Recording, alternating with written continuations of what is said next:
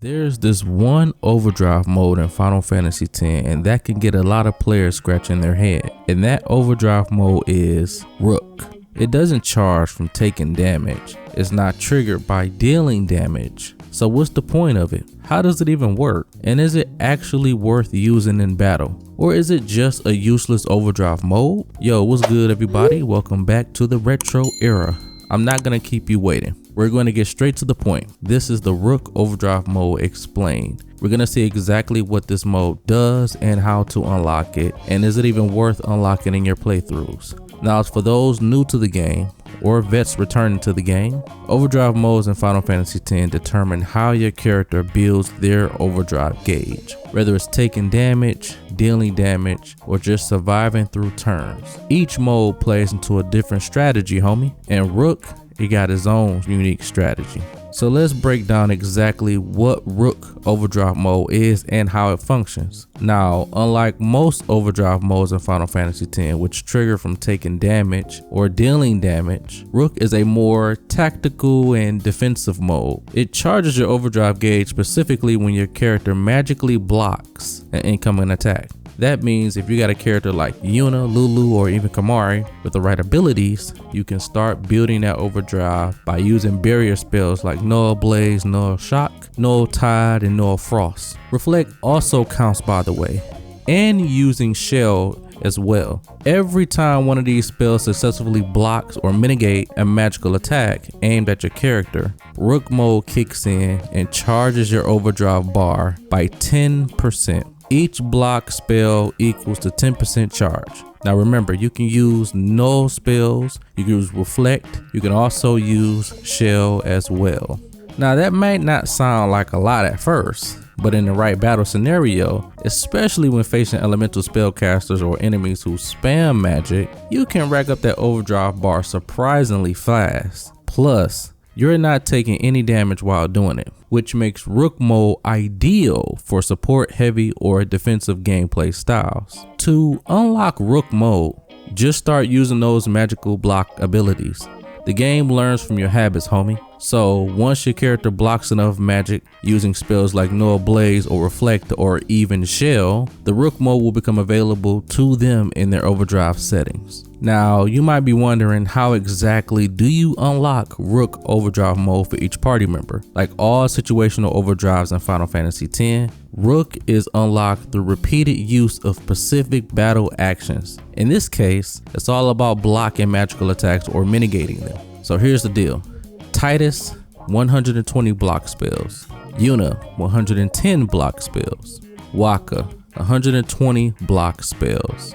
Lulu, 120 block spells. Kimahri, 120 block spells. Auron, 120 block spells. And last but not least, Riku, 120 block spells. So yes, even though Rook mode feels like a Yuna or Lulu thing because it relies on blocking spells, literally every playable character in the game can unlock it and use it. That includes heavy hitters like my boy Auron and speedy characters like Titus. All it takes is enough battles and enough correctly timed null spells or reflect, or just simply using shell on your party members, and this will kick in real good. What makes Rook especially interesting is that it leans heavily into the defensive side of combat. Like warrior mode pushes you to be more aggressive, and stoic rewards you for just taking damage. Rook flips the script, homie, where you actively avoid damage. By still under magical pressure, it's a slower but safer build up to benefit from smart timing and a bit of patience.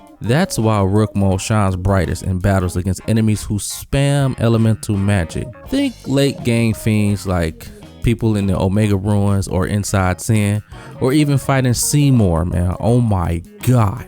If you got a character spamming null spells every turn, Rook becomes an excellent way to build up overdrives passively while staying protected. In other words, Rook may not be flashy, but it's strategic. If you're the type of player who likes to control the battlefield and outlast your enemies with smart defense, Rook mode can be very useful in your overdrive arsenal, homie. So here's the big question. Is Rook Overdrive mode actually worth using? In my honest opinion, Rook is situational. It's definitely not the best overdrive mode in the game, and there are several that outperform it. Warrior, for an example, rewards offensive players for doing what they are already doing, just attacking. Slayer is great for taking out enemies quickly, and Comrade is amazing if you're planning on taking huge amounts of damage. Compared to those, Rook is more your magic blocking mode, where you want to say that. Man, I remember fighting against Seymour, all versions of him, and wish I had this mode. You understand me? God damn it. Okay, that should be the last one. Feel my pain. Come, Anima. At that time, I sucked ass. I mean, for real. But since I leveled up my game, he's pretty easy at times. But here's where Rook shines. In the early game to mid game, where magic heavy enemies start showing up and your party doesn't have huge damage output yet, during those stages, if you're leaning on null spells, shell, or even reflect to survive tougher encounters, Rook can offer a steady, low-risk way to build up overdrives, especially for support characters like Yuna and Lulu who aren't attacking as much.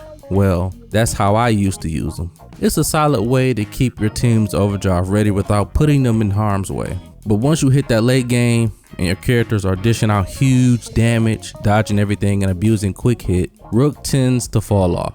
The slower charge rate just can't keep up with the fast-paced strategies that dominate high-level play. So the final verdict is, well, if you're looking for a steady charge and play a support-heavy style, Rook has a place. But for most players, there are faster, more exciting options. It's not a must, but it's not trash either. Just know when and where to use it, and it can absolutely hold its own. And that wraps up on Rook Overdrive Mode in Final Fantasy X. I hope this genuinely helped you understand what it does and how to use it, and whether it fits your playstyle or not. If you found this breakdown helpful or just enjoy vibing with me, homie, through another deep dive, do me a favor, smash that like button, drop a comment, and of course, don't forget to hit that subscribe so you don't miss another RPG breakdown. Now, I want to hear from y'all. Have you ever actually used Rook mode? Did it come in clutch for you in boss fights? Or was it just collecting dust in your overdrive settings? Let a brother know in the comments below. And if you're hungry for more Final Fantasy X content about overdrive modes, I got you covered, homie. I've got an entire playlist breaking down overdrive modes in the game. So whether you're trying to optimize or just curious about the other ones, it's all there waiting for you. Before you go, homie, what's your favorite overdrive mode in the game? Are you a warrior mode fanatic, comrade loyalist, or maybe just a slayer mode like me? Drop your pick below and let's talk strategy. Thanks for watching. Subscribe, like, and comment. See you later. Peace out.